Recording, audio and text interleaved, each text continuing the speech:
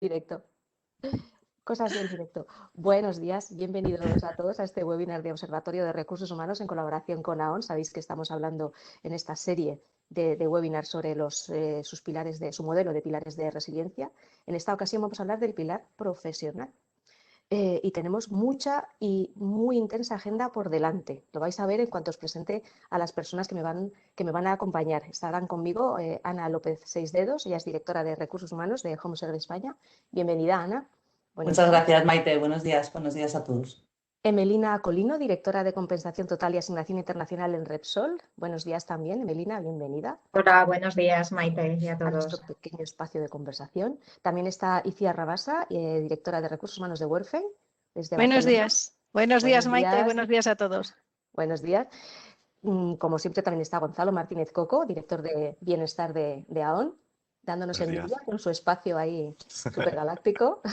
Buenos días. Inmaculada Rodríguez, responsable de talento, de gestión de talento para el sur de Europa de PepsiCo. Bienvenida también, Inmaculada. Hola, buenos días a todos.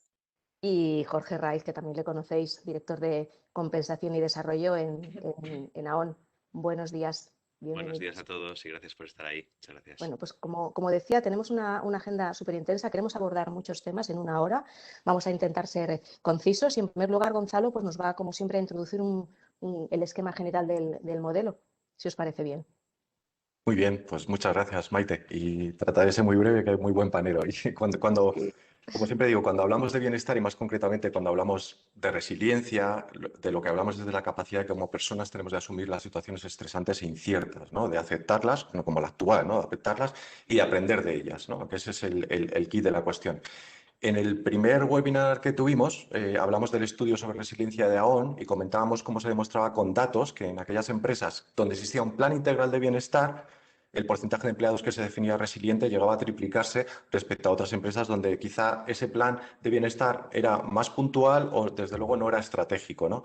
Entendiendo por un plan integral de bienestar aquel que considera las 5 dimensiones que conforman el bienestar de las personas, que son, y ya lo hemos dicho muchas veces, el físico, el emocional, el social, el financiero y el profesional, que es hoy en el que vamos a hacer un zoom, ¿no? Porque no hay equilibrio personal posible sin considerar el desarrollo y la vida profesional, siendo uno de los propósitos del bienestar profesional mejorar la experiencia de empleado, su desarrollo, su compromiso y, desde luego, la conciliación entre la vida personal y profesional. Que las políticas que como empresa se definan, se dirijan todas bajo un mismo propósito, desde la formación, la retribución, los beneficios, la evaluación, el reconocimiento, los objetivos, que todo responda a mejorar el bienestar y la resiliencia de las personas, su experiencia como empleado, su conciliación y su calidad de vida. Hoy en día nadie puede negar que la vida profesional y personal son una sola, que se mezclan y que han dejado de ser dos mundos diferentes, más aún cuando trabajar desde el propio hogar, desde casa, como yo hoy, es una nueva realidad.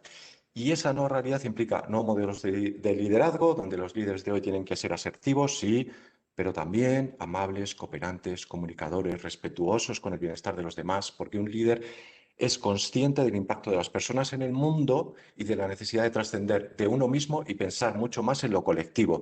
Una nueva realidad donde debemos dotar y formar a nuestras personas en esas habilidades que son necesarias para este nuevo mundo que nos toca ya vivir. Y por eso, y por todo ello, debemos tener en cuenta que cualquier política que tengamos implantada o vayamos a implantar tiene incidencia sobre algún pilar del bienestar de nuestras personas, ¿vale? Como pueden ser los modelos de compensación o desempeño, donde muchas veces, o antes sobre todo, se fomentaba más el resultado individual y la competitividad que la cooperación y el resultado global. Una nueva forma de trabajar, de relacionarnos, que implica un cambio cultural profundo, que a su vez exige que revisemos todos los modelos y donde la igualdad, la diversidad y la inclusión deben de ser los 3 pilares que guíen toda la transformación. Y así que ya, para hablar de todo ello, y que son muchas cosas, te doy paso, Maite, Jorge, para que junto con el increíble panel de hoy, pues nos arrojéis algo de luz, ¿no?, sobre algunas de las principales cuestiones que se plantean alrededor del bienestar profesional y algunas de las principales acciones que las empresas están llevando a cabo para mejorarlo. Muy disciplinado, gracias. En tiempo. Jorge, por favor, desglósanos de manera sucinta las bases del pilar antes de entrar en conversación. Perfecto. Bueno, más allá de lo que acaba de comentar Gonzalo, obviamente la definición que establecemos pues, es esa forma de mejorar la experiencia del empleado, ¿no? El compromiso, conciliación, entre lo que estamos hablando, esa mezcla entre vida personal, profesional, familiar y social, ¿no? No olvidemos esa parte. Claro, desde un área de recursos humanos, ¿cómo podemos conseguir esto, ¿no? ¿Cómo podemos dar respuesta a esto? Bueno, yo para daros una pincelada general, sí me gustaría basarme en qué elementos nos ayudan a contar con empleados más resilientes, que son básicamente, nosotros identificamos tres. Por una parte, un empleado debe sentirse seguro en el trabajo, ¿no? Parte de esa seguridad, según nuestros estudios, el 42% de la inseguridad laboral procede del entorno económico, fuera de nuestra empresa, pero es que el 50% de ese entorno seguro procede de nuestras empresas. Con lo cual, ¿cómo hacer que nuestros empleados se sientan más seguros, ¿no? Es decir, ¿estamos invirtiendo en su futuro o no estamos? Y ellos lo saben, porque no solamente es que invirtamos en que ellos lo sepan. Tenemos, lógicamente, un liderazgo adecuado. Fijaos, durante la pandemia el liderazgo ha irrumpido de una forma espectacular. Es decir, nunca jamás habíamos visto a nuestros líderes, a los top, en nuestras pantallas tantas veces, ¿no? Y de una forma tan directa, ¿no? Hablando tan directamente con nosotros. Por otra parte, otro de los elementos que fomenta esa resiliencia de nuestras personas es que sean conscientes de que pueden alcanzar todo su potencial. Lógicamente aquí recursos humanos tiene mucho que decir, es decir, hay que favorecer que esas personas puedan desarrollarse. Luego seguramente comentaremos cómo hacer esto, ¿no? Pero tenemos que tener implementados unos correctos planes de carrera, un buen sistema de gestión del desempeño, hacer que las personas puedan desarrollarse. Y el tercer elemento que os decía de esa resiliencia de las personas, que puedan ser más resilientes, es tener sentido de pertenencia. Cualquier empresa, o sea, ahora mismo las empresas están ofreciendo una buena experiencia a los empleados para generar ese sentido de pertenencia. Y ahora, bueno, pues lo que hablábamos de experiencia de empleado, propuesta de valor para el empleado, surge un nuevo concepto que es el ENPS, que es el Employee Net Promoter Score, un concepto traído del marketing, el NPS, trasladado a qué opinan o cómo los empleados promocionan nuestra propia empresa, ¿no? Qué mejor sentido de pertenencia que un empleado promocione mi empresa, ¿no? Bueno, pues eso está irrumpiendo ahora mismo, yo creo que es algo importante, ¿no? Que las empresas tienen que fomentar. Pero bueno, al final es importante crear ese entorno, que los departamentos de recursos humanos sean capaces de crear ese entorno para generar mayor resiliencia en las personas, fomentando, como decía Gonzalo, diversidad, inclusión, trabajando el desarrollo y la formación en nuevas habilidades, que no olvidemos esa parte también, ¿no? Que es muy importante. Muchas gracias, Jorge. Vamos a abordar el primer bloque. Tenemos 4 bloques en esta sesión. En el primero vamos a hablar del pilar profesional como base de la experiencia de empleado. Y quiero preguntarle a Emelina qué entienden en Repsol por experiencia de empleado y cuáles son los elementos que consideráis clave que debe tener sí o sí. Hola, Maite. Pues mira, desde el punto de vista de Repsol y el mío propio personal, que es la experiencia de empleado, ¿no? Pues para mí es la confluencia, la intersección entre las expectativas, las necesidades, los deseos de los empleados y cómo da cabida la organización a esas expectativas, necesidades y deseos. O sea, esta experiencia de empleado indudablemente genera un vínculo emocional y ello puede tener impacto positivo o negativo, tanto en el desempeño, que comentábamos antes, en el compromiso o incluso en la forma en la que una persona puede representar a la empresa frente a terceros, ¿no? Por eso es muy importante a nivel aspiracional, lo ideal es que el empleado fuera un embajador de la empresa, ¿no? Por ello, como comentaba Jorge antes, en el bienestar profesional es muy importante la propuesta de valor al empleado. O sea, las personas se incorporan a una empresa, dan lo mejor de sí y deben seguir comprometidas con la organización. En Repsol tenemos 5 atributos que sustentan esta experiencia de empleado y esta propuesta de valor al empleado, ¿no? Por consiguiente, el primero, ser una organización relevante.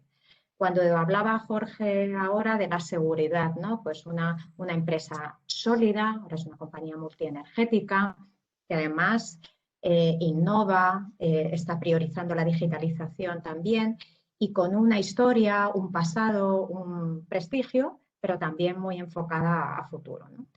En segundo lugar, el fomentar la cultura del respeto. Y cuando hablamos del respeto, hablamos desde un punto de vista amplio. Respeto con todos los stakeholders, los activos, los empleados, las comunidades y todos los grupos de interés que cada vez son más exigentes, además, con temas sociales y de derechos humanos, especialmente en una compañía como la nuestra, que está implantada en muchísimos países. En tercer lugar, el liderazgo.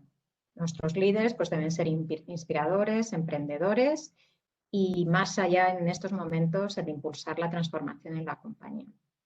Luego ya, en cuarto lugar, hablamos desde puntos de vista más proporcionados por las áreas de recursos humanos, ¿no? El proporcionar un camino para el desarrollo, pues, formación, movilidad, el poder tener una carrera profesional larga y variada y sobre todo, que yo creo que es lo más importante, el que pueda el empleado estar vinculado a proyectos con propósito. Pues esto conecta mucho, ¿no? En una empresa como la nuestra con la licencia social para operar, ¿no? Y ahora últimamente también que hablamos de upskilling, reskilling, pues la adaptación de las personas a los nuevos perfiles y las necesidades de los negocios, ¿no? Y por último, y eso ya entra más en mi ámbito, pues con un diseño de un paquete competitivo a nivel de retribución, ¿no? Pues retribuciones basadas también en resultados, en evaluaciones, en las que se aplique la meritocracia y que además incluye compensación más allá de lo monetario y del salario. Hablamos de beneficios, pero podemos hablar también del reconocimiento, ¿no? Que es una parte muy importante de la experiencia del empleado. Has dicho algo muy importante también. Bueno, la verdad es que todo lo que estás diciendo es súper, yo creo que eso es necesario. No podemos abordar una propuesta de valor al empleado centrándonos en uno de los apartados, por ejemplo, que has dicho. Al final es una estrategia global, pero quizá en el momento en el que estamos viviendo, la parte de desarrollo profesional tiene ese plus de necesidad, ¿no? En PepsiCo, Inma, ¿qué lugar le dais dentro de vuestra propuesta de valor al empleado al desarrollo profesional y a ese reskilling, upskilling, ¿no? Bueno, pues a ver, lo primero es posicionar, ¿no? Y PepsiCo es una compañía que tiene una gestión de recursos humanos de personas muy sólida y además pertenecemos a gran consumo, ¿no? Con lo cual hemos sido una empresa esencial, o somos una empresa esencial durante todo este tiempo. Todo esto sitúa muy bien el marco en el que nos desarrollamos, ¿no? Entonces, ¿qué hemos hecho? Nos hemos obsesionado por lo que decía antes Gonzalo, nos hemos obsesionado por preguntar a los empleados, por comunicarnos, por decir, ¿qué necesitáis? ¿No? ¿Qué necesitáis en este entorno?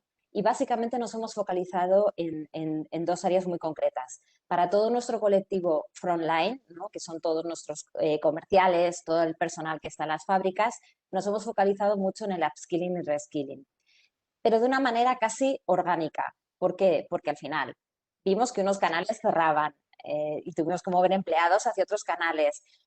Tuvimos un proceso de digitalización brutal, ¿no? Imaginaros, ¿no? Como el canal tradicional desaparecía, aparecía el e-commerce, como, bueno, estamos todos trabajando desde casa, como bien comentáis, con lo cual el desarrollo de nuevas habilidades fue una obligación más que un deseo por parte de la empresa, fue algo absolutamente necesario y que los empleados lo abrazaron de una manera muy clara, ¿no? Es decir, el caldo de cultivo estaba ahí para poder hacerlo. Con lo cual, upskilling y reskilling para todos nuestros empleados de frontline y para el resto de nuestros empleados, aquellos empleados que tenían que desde el minuto cero quedarse en sus casas, dentro de la política de PepsiCo lo que tenemos siempre es ofrecer y que luego cada uno de ellos decida. Es decir, no nos gusta nos gusta dar un marco de referencia para que ellos tengan oportunidad de desarrollarse, de fomentar su curiosidad, pero que ellos elijan, porque al final nosotros no estamos en la casa de cada uno de ellos para decidir cuál es su carrera, ¿no? Ellos tienen que dibujarla. Entonces les dimos una batería de herramientas para que puedan desarrollarse, les dimos todas las pistas para decir, oye, la mitad de vosotros, más del 50% de vosotros en el 2021 tendrá que tener otra manera de trabajar, tendrá que desarrollar nuevas habilidades, aparecerán nuevas metodologías, con lo cual te ayudamos y tú decides. La verdad es que una compañía, y lo decía antes al principio Jorge, la parte de seguridad que implica toda inversión en desarrollo profesional, digamos que es el principal posicionamiento que ahora le puede dar esa sensación de estar acompañado al empleado. Pero ¿cómo comunicáis ese posicionamiento vuestro para que el empleado lo entienda y se haga partícipe de él? Bueno, pues intentamos darle un paraguas a modo de proyecto, en el sentido de decir, tenemos muchas cosas, están pasando muchas cosas, estamos generando, ¿no? Como bien decís, pues al final una propuesta que casi pasa de la resiliencia a la adaptabilidad, ¿no? Es decir, cómo nos adaptamos a esto. y creamos un paraguas que lo denominamos energía y foco, ¿no? En el sentido de decir, energía, es decir, antes de profesionales somos personas y si la persona no tiene la pila cargada, difícilmente va a poder realizar su desarrollo profesional. Con lo cual, ¿qué te da a ti energía? Otra vez, una batería de cosas, porque cada persona es compleja y distinta y a mí me puede dar energía pues hacer ejercicio por la mañana y a otra persona desconectarse de una manera, ¿no? Hacer un detox digital, con lo cual un paraguas de energía y una vez que tienes la energía, focalízate, simplifica, estructúrate y aprovecha tu tiempo de la mejor manera. Nosotros te damos el marco, te ofrecemos un montón de cosas y luego tú eliges, ¿no? No queremos darte pautas concretas, sino que realmente tengas un marco de actuación. Con lo cual, creamos este paraguas de energía y foco para que los empleados lo recibieran de una manera sencilla, en modo, ¿no? Como un pack, y que cada uno de ellos, pues al final, elija su propio camino. Claro está, para dar la mejor experiencia al empleado, para provocar esa mejor experiencia hay que conocerle primero. Jorge, hablabas también tú de los HR Analytics, del NPS. Cuéntanos un poquito más cómo nos puede ayudar ese foco en el Data Driven para tomar decisiones que provoquen una mejor experiencia empleado. Jorge. Pues te voy a contestar, Maite, quizá con más preguntas que respuestas. Pero vamos, el objetivo es que entre todos reflexionemos y bueno, consigamos entre todos pensar en nuevos marcos de trabajo, ¿no? Hace mucho tiempo que venimos hablando de experiencia de empleado. Al final estamos hablando de algo centrado en múltiples aspectos, ¿no? De cómo trabajan nuestras personas para que el entorno de trabajo sea más atractivo, ¿no? Y retador e interesante. Bueno, lo que tenemos que reflexionar es en los modelos que teníamos pre-pandemia y los que vamos a tener en un futuro próximo, ¿no? Es decir, desde 2010 más o menos las empresas han venido invirtiendo en nuevos entornos de trabajo, nuevas oficinas, que a veces no parecían oficinas, eso también es verdad, el Open Space se hizo el rey de los entornos de trabajo. Bueno, son medidas que además no venían solas, es decir, la parte física venía acompañada muchas veces pues, de nuevos modelos de liderazgo, revisión de los sistemas de gestión del desempeño, más transparencia, flexibilidad, bueno, venía beneficios personalizados, que también se han hecho un poco los reyes de una parte de la compensación. El reconocimiento, no lo olvidemos, la semana pasada lanzamos el libro blanco de reconocimiento junto con la Asociación Española de Directores de Recursos Humanos, algo que no hay que olvidar, ¿no? Temas de igualdad, bueno, todo esto son nuevos entornos de trabajo que generan una nueva experiencia de empleado. Bueno, pero ¿son estas estrategias adecuadas para el momento actual? Eso es lo primero que habría que preguntarse, ¿no? El trabajo remoto, semipresencial, qué puestos tenemos que reflexionar, ¿no? Sobre qué puestos estarían, digamos, disponibles o qué puestos serían los que podrían trabajar en remoto, pero luego los ocupantes de esos puestos, qué personas ocupantes estarían dispuestas y preparadas para trabajar en remoto también. Tenemos que pensar en las personas, conocerlas mejor, ¿no? Al final, la pregunta es, ¿sabemos lo que desean nuestros empleados? Eso sería lo primero que habría que preguntarse, ¿no? ¿Los conocemos? Sería la siguiente pregunta, ¿no? Aquí la verdad es que rompe con mucha fuerza, lleva años, la parte del People Analytics, Edge Analytics. Hay empresas que pueden llevar a lo mejor 10 años explotando información de este tipo, ¿no? Al final, en estos momentos hay empresas que están pasando ya del famoso descriptivo a la parte predictiva, incluso a una parte prescriptiva, que es que el sistema te diga lo que tienes que hacer, ¿no? No a ti, sino también a la persona, ¿no? Al final, el objetivo es conocer mejor a las personas y generar una mejor experiencia, ¿no? Esto fijaos, está dando lugar a sistemas que están dotados de cierta inteligencia artificial que son capaces de que las personas se hagan dueñas de su propia carrera profesional, ¿no? A través de mostrarles el camino, ¿no? Y luego, fijaos, hay otro tema, y os decía antes la reflexión, ¿no? Está irrumpiendo un nuevo concepto que yo creo que va a ser revolucionario y que va a convertirse además en un aliado muy importante de la gestión de personas, que es el IOB o Internet of Behaviors. Es un modelo de recopilación y empleo de datos para impulsar modelos, fijaos, para modelos o modos de actuar, y no solamente de actuar, modificar comportamientos, ¿vale? Esto procede del IoT, el famoso Internet of Things, ¿vale? No deja de ser la recopilación y uso de datos para diversos dispositivos que nos dan, bueno, pues comportamientos, intereses, preferencias de las personas, ¿no? Bueno, imaginemos cómo podremos trabajar en esa experiencia de empleado con nuestras personas utilizando estas tecnologías, ¿no? Por cierto, no exenta de riesgos y polémica, ¿no? Yo creo que también ahí habría un punto de reflexión, ¿no? La verdad es que, bueno, has dicho un palabra nuevo, el Internet of Behaviors, me lo aprenderé, lo incorporaré a la cantidad de cosas que tengo que seguir aprendiendo. No es mío, es de Gartner. Sí, me imagino, pero bueno, esto es una producción de no parar. Hay una parte que además has citado y que nos da pie a entrar en el segundo bloque, que es todo lo que tiene que ver con la diversidad y la inclusión, que también es un pilar fundamental en el modelo de desarrollo profesional. ¿Cómo está impactando, por ejemplo, todo el modelo de transparencia que nos viene de la mano de las nuevas normativas en materia de igualdad, por ejemplo, y cómo lo están abordando las organizaciones, Jorge? Bueno, a ver, la verdad es que el tema de la transparencia y los reales decretos de igualdad han generado bastante polémica inicialmente. Es decir, desde el mes de junio pasado que se publicaron los proyectos de reales decretos, que la verdad es que ahí la gente te decía, no es posible que vayan a publicar esta ley, ¿no? Muchas veces cuando hablabas con los profesionales de recursos humanos decías, hombre, nos exigen un nivel de transparencia al que no estamos acostumbrados. Pero es que ahora mismo, con la publicación en octubre de los reales decretos, la transparencia ya no es voluntaria. Es decir, había empresas que estaban ofreciendo una transparencia de forma voluntaria, ahora ya no lo es. Es decir, el real decreto te dice que el empresario está obligado a llevar un registro de valores medios de salarios, complementos salariales, es decir, toda la composición del paquete salarial, ¿vale? Y transmitirlos o trasladarlos a la representación legal de los trabajadores y a través de esta, con un poco menos de información, al propio empleado, ¿no? Bueno, es cierto que cada empleado tiene derecho a saber esa información, ¿no?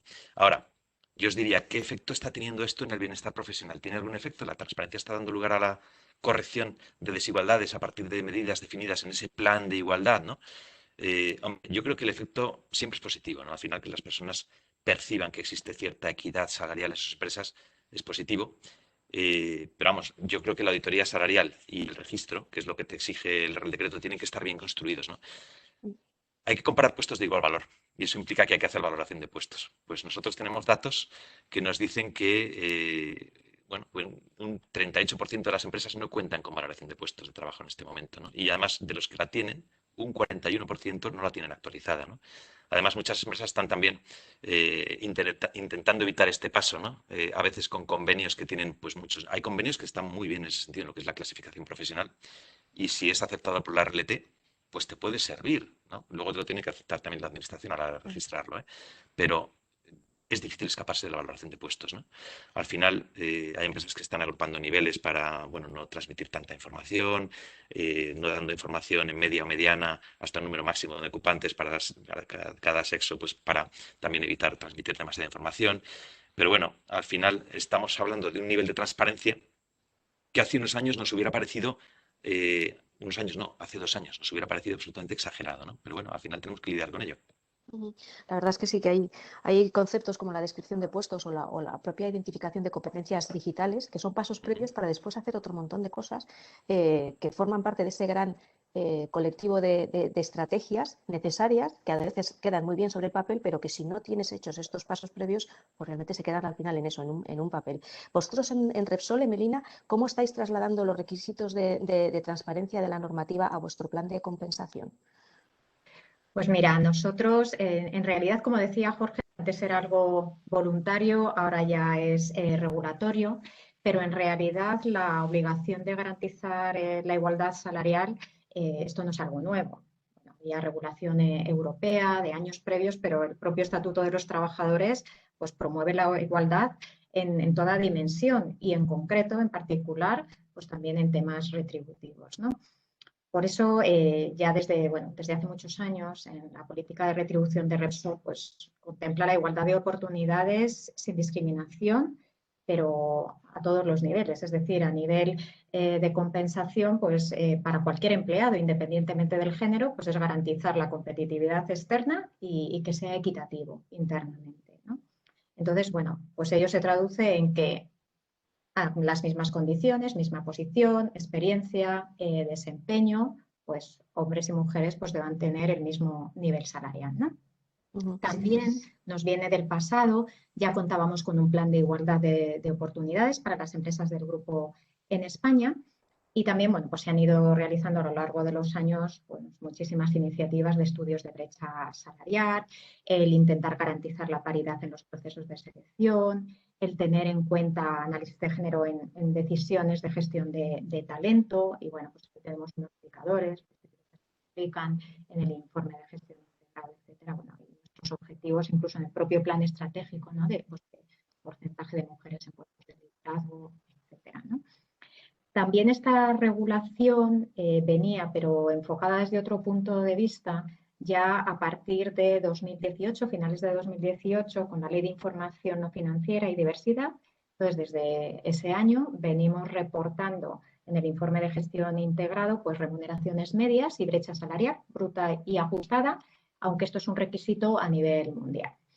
Y luego ya, como decía Jorge, con los nuevos reales decretos ya no hay escapatoria en España y bueno, pues se establecen unos requerimientos de transparencia bastante exigentes. Lo que tenemos más cercano, porque tenemos que cumplir el miércoles que viene, el 14 de abril, es la disponibilidad de un registro retributivo, ¿no? Con la mediana, la media de los diferentes elementos retributivos y luego el tener en cuenta que también lo comentabais antes, los puestos de igual valor, es decir, las valoraciones de puesto o agrupaciones por categorías profesionales. Y aquí yo creo que esto es lo que ha generado en las empresas mayor dificultad, ¿no? No solo a la hora de valorar los puestos si no los tenías, nosotros ya sí los teníamos, pero sí el cómo agruparlo en categorías profesionales, y más teniendo en cuenta que tienes gente de convenio con muchas categorías incluidas, etc.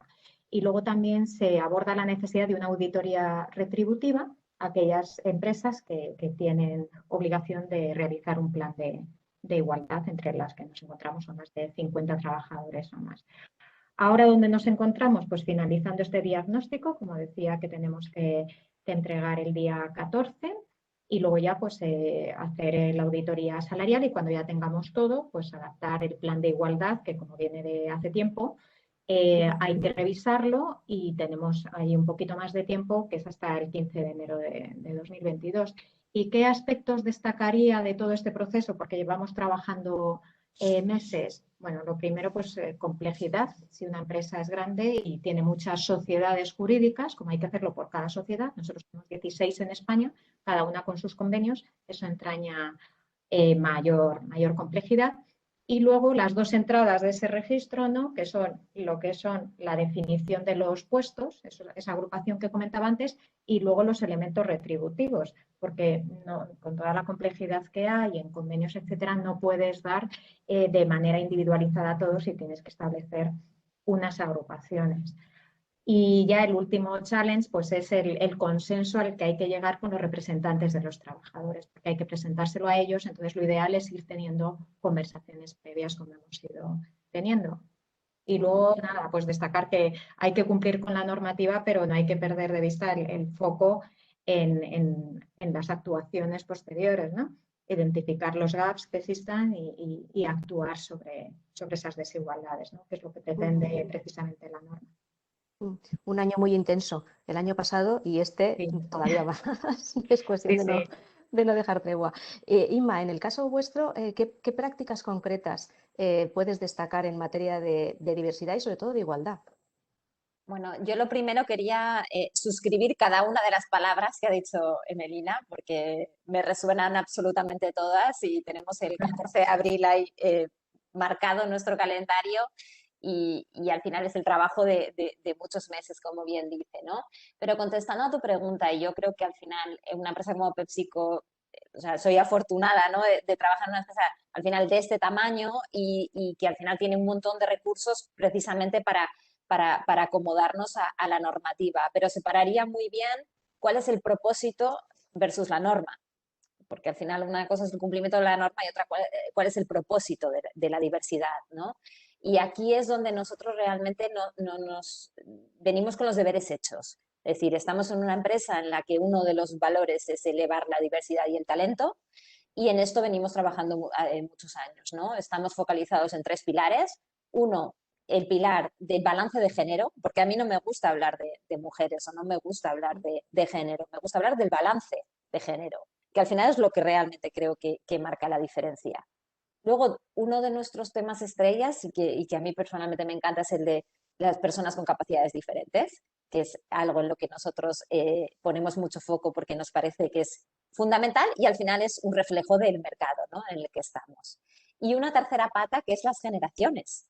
O sea, ahora mismo convivimos, como bien sabéis, 4 generaciones en el mercado, creo que es algo que no va a volver a pasar nunca más y que es una oportunidad, ¿no? Con lo cual tenemos 3 pilares de diversidad fantásticos, que cada uno en sí mismo sería objeto de una mesa redonda completa, pero adaptado a todo esto, es decir, nosotros ya trabajamos en esta vía, llevamos trabajando muchos años y ahora lo que estamos buscando es una adaptación a la normativa, que otra vez es compleja, que requiere mucho trabajo detrás. Afortunadamente, en nuestro caso, trabajamos ya desde hace muchos años en mesas de igualdad, también, como decía Medina.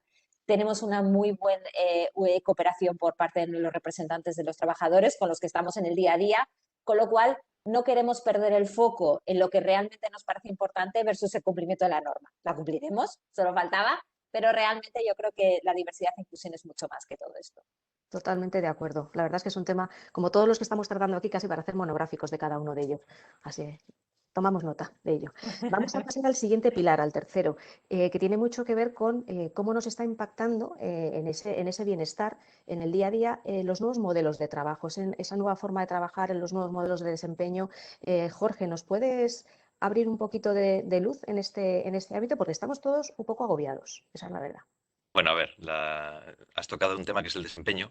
Al final, el desempeño es algo, con lo que si tú preguntas, nosotros de hecho preguntamos de vez en cuando, y la verdad es que menos de la mitad de los empleados de las empresas y líderes están satisfechos con sus sistemas, los sistemas de gestión del desempeño existentes en sus empresas, ¿no? Y esto recae en gran medida en los líderes, es decir, cómo están liderando esas personas a sus equipos, ¿no? Al final, en los nuevos entornos empresariales hay nuevas formas de trabajar. Bueno, pues al final hay que ver un poco cómo gestionan los líderes en ese marco, ¿no? Surge un nuevo liderazgo digital que llamamos, ¿no? Al final es un liderazgo que emerge de varios factores. Es decir, estamos hablando de líderes que a lo mejor tienen que lidiar con nuevos avances tecnológicos, es decir, dirigir por pantalla, ¿no? Es algo que hace años era impensable, pues ahora tenemos líderes que dirigen por pantalla.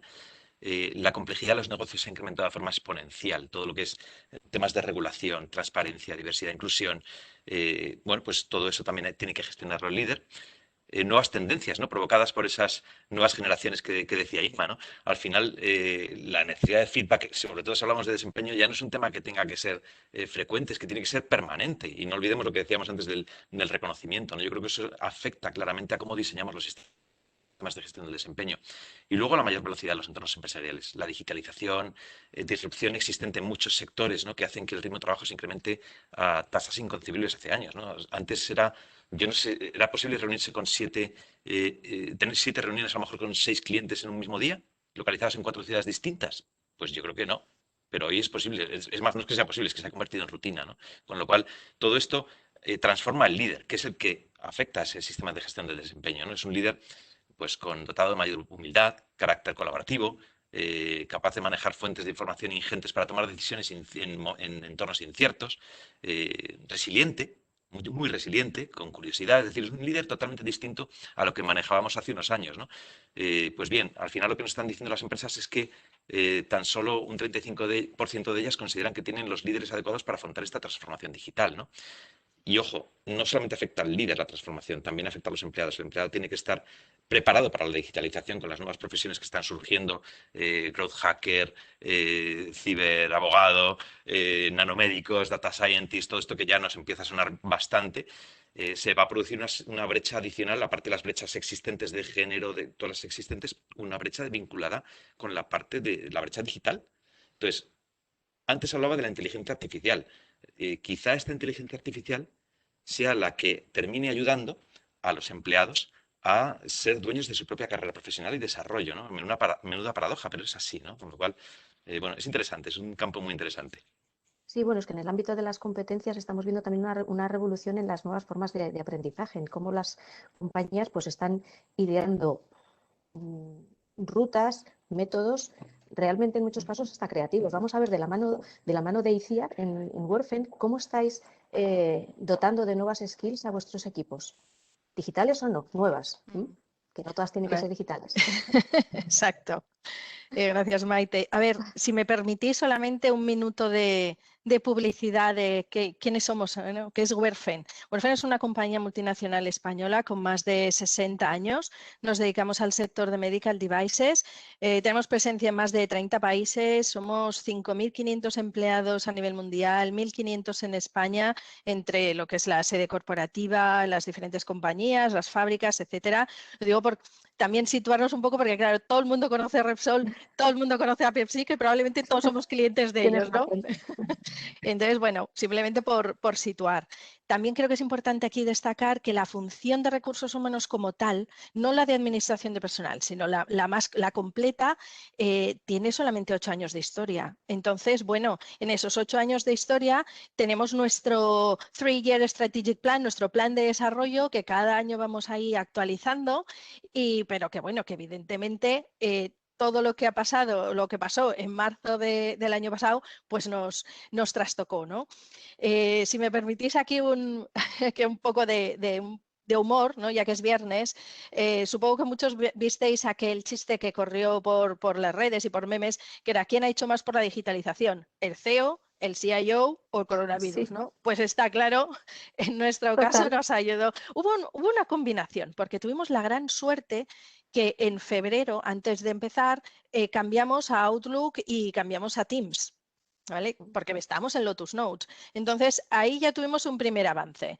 Enseguida empezamos también, a raíz ya en marzo, lo que hicimos fue una compra masiva de portátiles para todo el mundo y algo que era impensable, no os digo un mes, 2 meses antes, una semana antes del 14 de marzo, ya estábamos todo el mundo en casa, ¿vale? Todos preparados para poderse ir, personal administrativo, todo el mundo, ¿vale? Solamente ahí donde hubo un poco de reajuste fue en oficinas. Vale, nos planteamos en marzo y decimos, tenemos Outlook, tenemos Teams, todo el mundo trabajando desde casa, ¿qué podemos hacer? Y ahí fue un poco cuando esa estrategia de recursos humanos tuvo que dar un giro de 180 grados y empezar a decir, bueno, ¿cómo lo adaptamos? ¿no? Entonces, lo primero que hicimos, que fue donde desde recursos humanos dijimos, aquí tenemos que ayudar, era justamente a enseñar a cómo utilizar, cómo explotar al máximo esa tecnología digital que teníamos ahora, ¿no? Con lo del Teams, con el Outlook, etcétera, ¿no? Entonces, un poco con qué objetivo, porque lo que no queríamos, como decía Jorge con lo de los líderes digitales, no queríamos que los equipos estuvieran desconectados, sino que lo que queríamos era fomentar la colaboración, fomentar el trabajo en equipo, la conexión entre personas, ese factor humano que antes en la oficina pues teníamos en los pasillos, en la cafetería, y que ahora de repente estábamos todos en casa encerrados, ¿no? Entonces, ese fue uno de los primeros aspectos que cambiamos, que fueron las clases virtuales que empezamos a organizar desde recursos humanos, no solamente en los aspectos más puramente tecnológicos, sino también trabajando esa resiliencia emocional, dando recursos a la gente, cómo sacar el máximo partido de estar en casa con los niños, con tu pareja, es decir, múltiples recursos para que animar a la gente a decir, bueno, esto es un cambio, nos hemos de adaptar, es lo que hay, vamos a ver cómo lo podemos potenciar. Y luego, uno de los grandes cambios que teníamos previsto, por ese factor de digitalización, teníamos previsto más para el 22-23, era una plataforma, un Learning Management System, ¿vale? Todo lo que es nuestra formación hasta entonces era puramente presencial. Y claro, ya no solamente formación para nuestros empleados, sino para nuestros clientes. Bueno, nosotros trabajamos mucho, bueno, claro, nuestro cliente es el sector sanitario, médicos, enfermeros, etcétera, y teníamos que seguir formándoles en nuestros productos y sistemas. Total que fue cuando dijimos, esto pasa a ser prioridad 1 y creamos en un trabajo colaborativo muy interesante un nuevo Learning Management System que ha sido un trabajo que empezamos en mayo del año pasado y el 23 de febrero, curiosamente, fue la fecha global de lanzamiento para toda la organización de los 30 países. Y entonces, eso lo que nos ha permitido es ir adaptando toda la formación que teníamos hasta ahora al mundo digital, convertir manuales de PowerPoint, de PDF, en e-learnings cortitos, interactivos. Es decir, se ha hecho un ejercicio de adaptación al medio muy importante. Y lo que es más, se ha, teniendo la misma plataforma, pero un poco como que se han creado 2 canales, uno hacia clientes y otro hacia empleados. ¿Vale? Entonces, ¿Por qué no? dime. ¿Por qué lo desarrollasteis vosotros directamente y no acudisteis a un LMS del mercado? Porque es Bueno, meterse en un ahí jardín, ¿eh? sí, pero ese yo creo que es uno de los grandes factores de éxito, que ha sido la colaboración con IT. ¿Vale? Yo creo que es muy importante desde recursos humanos. Habéis mencionado muchos aspectos como la parte del marketing en recursos humanos, pero todo lo que es una buena joint venture entre IT y recursos humanos es fundamental. Nosotros tenemos un equipo muy potente interno en la casa y entonces lo que queríamos era hacer algo como muy adaptado, muy sencillo, muy hands-on, que estuviera conectado. Por ejemplo, nosotros trabajamos con SAP, que estuviera conectado con SAP para poder hacer tracking de todos los temas, porque en algunos casos tenemos que certificar y tenemos ciertas obligaciones regulatorias. Entonces, queríamos que eso estuviera que fuera muy solvente, muy bien trabajado, pero a la vez que nos permitiera la flexibilidad, hacerlo a nuestra forma y medida. Entonces, coste, en este caso, pues, sobre todo pensando en empresas medianas y pequeñas, el coste es cero. Además, hemos utilizado una plataforma Moodle, o sea, gratis, y es muy fácil, muy interactiva. Que sí, en eso estamos muy contentos. Habría que hacer un taller de cómo montar esto, ¿eh? En 3 pasos. Entonces, eso es. Pasamos a hablar de un tema también que está en boca de todos, son los modelos híbridos de trabajo, porque claro, les decimos, pero ¿eso cómo lo llevas a la práctica? Ana, ¿cómo lo habéis llevado a la práctica en HomeServe? Bueno, pues la verdad que ahora escuchándoos, ¿no? Me hacía volver un poco la vista atrás y a cuando empezamos nosotros a hablar de los modelos más flexibles de trabajo, de las necesidades de los empleados y me resonaba mucho lo que comentabais sobre la escucha, ¿no? La escucha al empleado, el realmente alinear las necesidades de nuestros equipos, de nuestras personas con la organización de la compañía, ¿no? Nosotros empezamos a hablar allá por abril del 2019, que volviendo, como os decía, a la vista atrás, pues cuántas cosas nos han pasado, ¿no? De esas nuevas formas de trabajo adecuadas a cada uno de los diferentes colectivos. En HomeServe, me permitís que haga yo también unos minutos publicitarios, nos dedicamos a las soluciones para el cuidado y mantenimiento del hogar y tenemos, por tanto, muy diferentes empleados, ¿no? Empleados que se dedican a una actividad en call center para la atención y gestión de siniestros, para la venta de microseguros y soluciones para ese cuidado del hogar. Tenemos instaladores, por ejemplo, de calderas, tenemos comerciales en tienda, en fin, y luego personal de estructura, ¿no? Pues muy diferentes necesidades. Y nosotros en aquel momento, en abril del 19, empezamos un proyecto de escucha activa para empezar a definir esa transformación o ese giro en nuestra cultura hacia una empresa más flexible. Y lo que hicimos fue basarnos mucho en nuestros resultados de las encuestas de engagement, en reuniones con los empleados, en resultados de una convención que hicimos con la mayor parte de la plantilla sobre cuáles eran sus prioridades y cómo querían empezar a trabajar de una manera diferente, en el que lógicamente salía quizá en primer lugar la necesidad de un plan integral de conciliación. Y bueno, cómo alinear todo eso en lo que para nosotros en aquel momento era un reto muy grande de organización del tiempo, de organización de las tareas, ¿no? Lo que sí fue fundamental en aquel momento fue la implicación de todos, ¿no? Desde la dirección, luego comentaré un poquito más sobre esto, hasta en cascada hacia abajo, hacia todos los niveles, ¿no? Sí, te iba a preguntar por el plan vuestro Concilia 2020, porque creo que ha sido un pilar fundamental en todo esto que nos estás contando, porque estamos descubriendo que no solo se trata de estar, de poder distribuir nuestro tiempo y estar en casa, sino es cómo distribuimos el tiempo en casa. En casa, eso es, sí. La verdad que HomeServe Concilia fue el fruto de todo esto que os comentaba hace un poquito. El primer plan, llamado así, de conciliación para HomeServe y para los empleados y el equipo de HomeServe. Empezamos en enero del 2020 con una serie de medidas adaptadas a cada uno de los colectivos. Nosotros somos en torno a 1.800 empleados en España. Y una parte pues, muy significativa de esa plantilla son agentes de call center, como os decía, ¿no?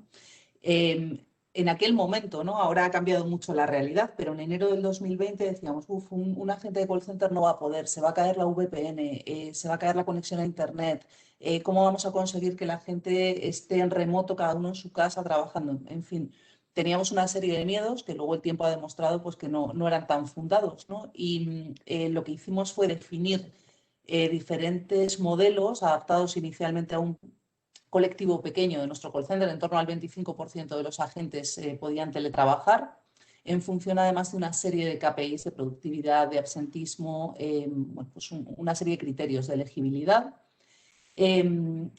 además nos preocupaba ya no solo el teletrabajo, sino también el poder entregar medidas de flexibilidad a este colectivo, que per se es complicado, ¿no? De flexibilizar porque trabajan a turnos. Entonces sí pusimos diferentes medidas de descansos adicionales, flexibilidad en días adicionales de descanso recuperables y no recuperables, pues para poder atender también a necesidades personales, etcétera. Y en lo que llamamos personal de estructura, implementamos en aquel momento un teletrabajo parcial, que era pues un día a la semana o el 20% de la jornada diaria, y con diferentes también elementos y medidas de flexibilidad en la entrada, la salida de la oficina y el tiempo de comida, y ventanas de coincidencia, ¿no? Vamos a coincidir todos en unas horas concretas del día, pues si necesitamos reunirnos o necesitamos tratar cualquier tema, ¿no? Creo que aquí el mayor reto y la mayor piedra que nos encontramos en ese camino fue luchar contra el propio prejuicio de cada uno de los empleados, de si me voy a casa van a pensar que no estoy trabajando, ¿no? Si ese 20% de mi jornada diaria o ese día a la semana que estoy teletrabajando, los demás van a pensar que no estoy atendiendo a mis obligaciones. Y creo que eso fue un escollo que fuimos salvando con mucha escucha, con mucha escucha y mucha dedicación y mucha implicación de la dirección, como os decía antes, ¿no? Esto está impulsado desde el CEO, desde el comité de dirección y desde toda la cadena de mando, ¿no? Por decirlo de alguna manera, de la compañía. ¿Cómo vais a consolidar el modelo? Porque claro, la pandemia ha cambiado el panorama de manera radical para vosotros, bueno, Claro, para todos. sí. En vuestro caso, por como decías, la variedad de tipología de empleados que tenéis. Eso es, pues efectivamente, si algo bueno ha traído el COVID, y antes lo comentabais, ¿no? El COVID es el que más ha hecho por el teletrabajo en este país. Cuando, pues volviendo la vista atrás a estos últimos años, decíamos el teletrabajo en España no va a funcionar, somos presentistas, etcétera, pues ha tenido que venir una pandemia mundial para cambiarnos a todos el mindset, ¿no? Y ver que realmente sí funciona. No funciona a cualquier precio ni de cualquier manera. Creo que es muy importante poner el foco, por un lado, una vez más, en esa escucha activa de los empleados, de qué necesitan y si realmente les estamos entregando un modelo adecuado, no solo a sus necesidades personales, sino también profesionales, un modelo que nos permita seguir capacitando y formando a nuestros empleados, pues con todo este nuevo set de herramientas que tenemos, de seguir comunicándonos con ellos y estar muy presentes, aunque estemos lejos, y seguir también liderando, seguir al lado de los equipos, pues cuando tienes un equipo a tu cargo, ¿no? Nosotros en nuestro plan Back to Normal llevamos ahora desde marzo teletrabajando todos sin presencia en oficina, pero nuestra idea es a partir de mayo, una vez acabe el estado de alarma, poder volver pues en un modelo híbrido, como están volviendo muchas organizaciones, que nos permita estar 2-3 días en oficina y el resto en casa en el caso del personal de estructura.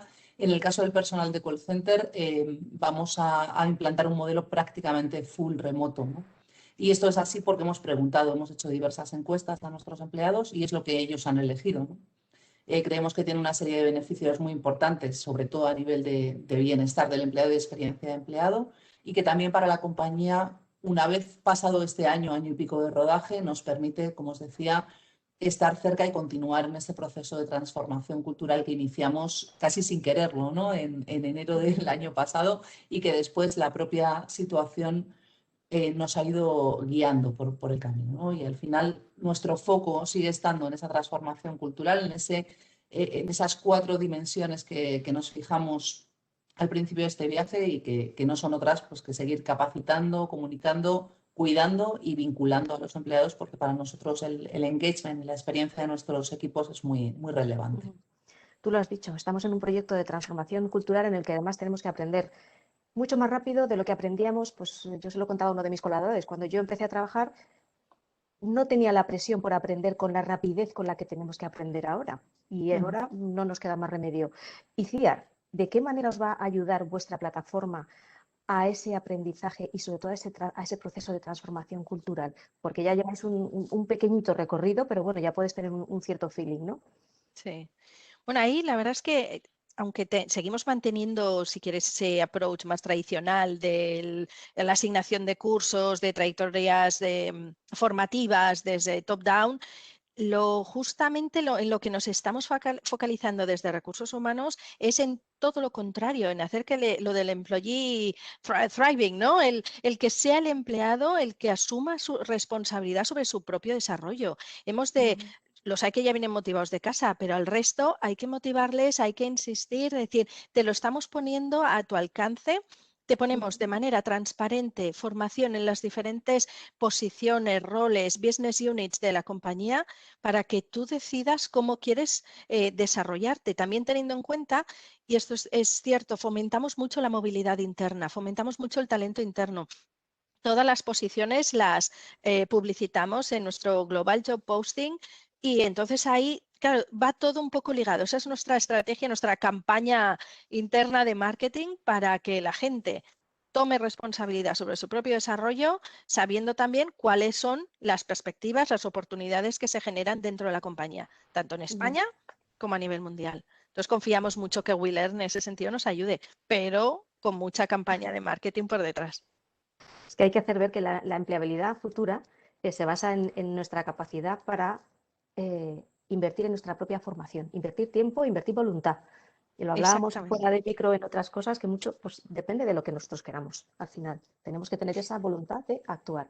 Vamos a terminar con el tema, yo creo que más, no más complejo, pero sí la parte más dura, que es volver otra vez a la definición del paquete de compensación, la retribución. Estamos metidos además en un momento en el que todo eso exige de un replanteamiento importante con mucha creatividad detrás. Generalmente, y esta pregunta va para Repsol, creo que sigues estando por ahí, ¿verdad? Sí, sí, sí, estoy Perdona, aquí. que es que no te veía, discúlpame, Melina, discúlpame. Sí. Es verdad que vemos la necesidad de tener en cuenta particularidades, por ejemplo, geográficas o incluso personales, pero ¿ves grandes tendencias que debamos tener en cuenta a la hora de afrontar el diseño de nuestros paquetes de compensación? Bueno, yo creo que eso es un tema para estudiar. Efectivamente, ha cambiado mucho la realidad con el teletrabajo.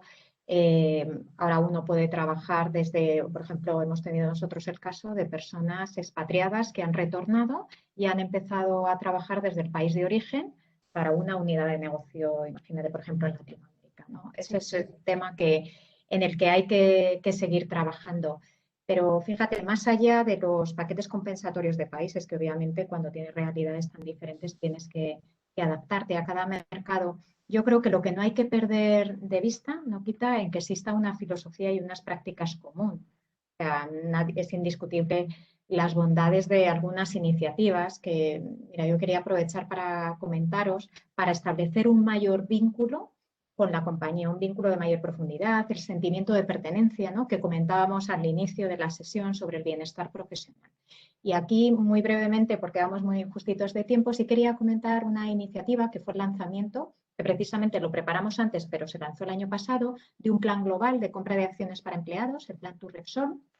Y la verdad es que ha sido un hito en la compañía porque por primera vez se ha ofrecido un beneficio global en las mismas condiciones para todos los empleados, desde el primero hasta el último, en más de 30 países y con un beneficio de recibir una acción gratuita por cada 2 que compraba el empleado, con unos requisitos, entre ellos el mantener esas acciones 2 años. Bueno, pues este plan se ha completado con éxito en más de 4.000 empleados, que es un 18, un 20% de la plantilla, y en determinadas localizaciones, ahora que hablamos de áreas geográficas como Norteamérica, Asia, el grado de adhesión ha sido superior al 40%. O sea, yo creo que también, más allá de todo este análisis que hay que hacer en cómo abordar la retribución por áreas geográficas, no se pueden perder de vista iniciativas que fomentan precisamente el vínculo robusto de los empleados y bueno, ya de paso, pues el poder ser accionistas de Repsol desde cualquier parte del mundo y de una forma muy fácil, ¿no?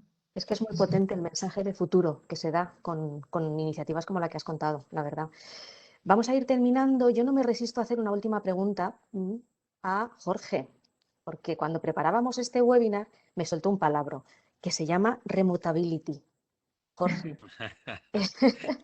si quieres, porque tenemos alguna pregunta, pero yo creo que no va a dar mucho tiempo. A lo mejor las podemos luego contestar por privado. Yo creo que además el panel nos ha quedado redondo. Os doy la enhorabuena ya antes de terminar y me gustaría eso acabar con este remotability. Explícanos un poco.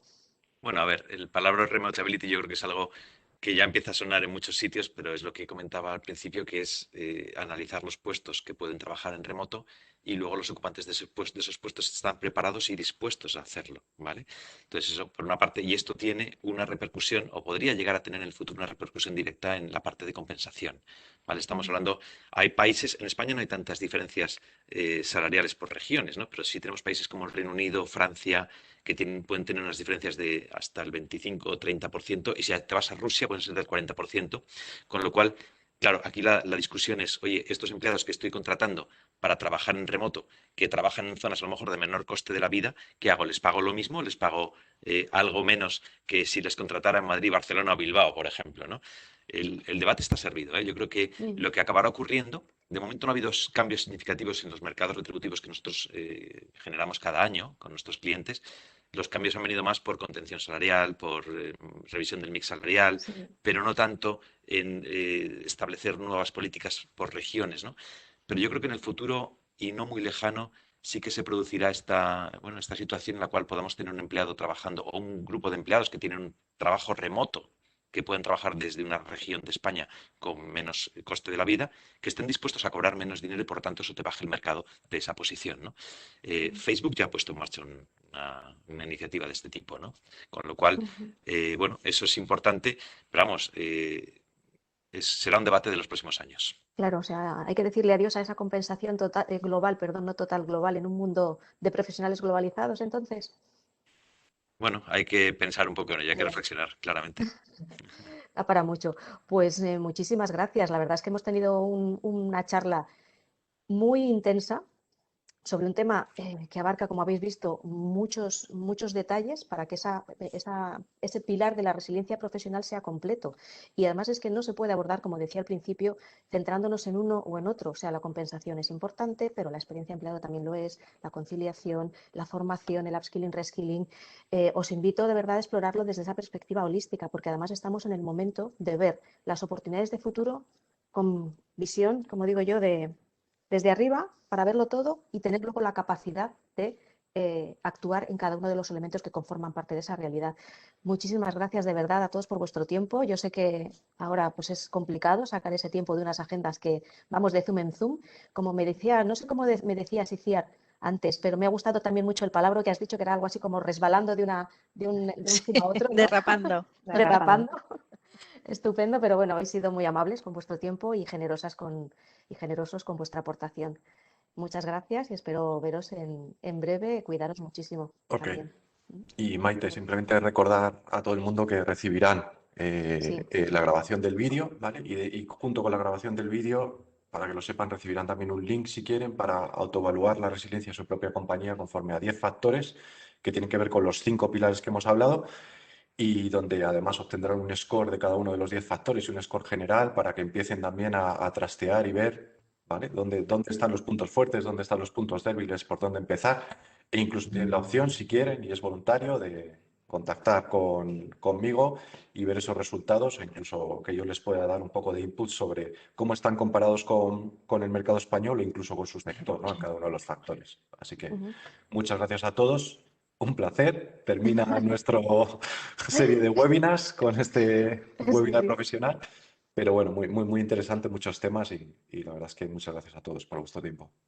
Pues lo dicho, cuidaros mucho y buen fin de semana. Muchas gracias. Muchas gracias. Gracias. Placer, hasta luego. Hasta luego. Adiós.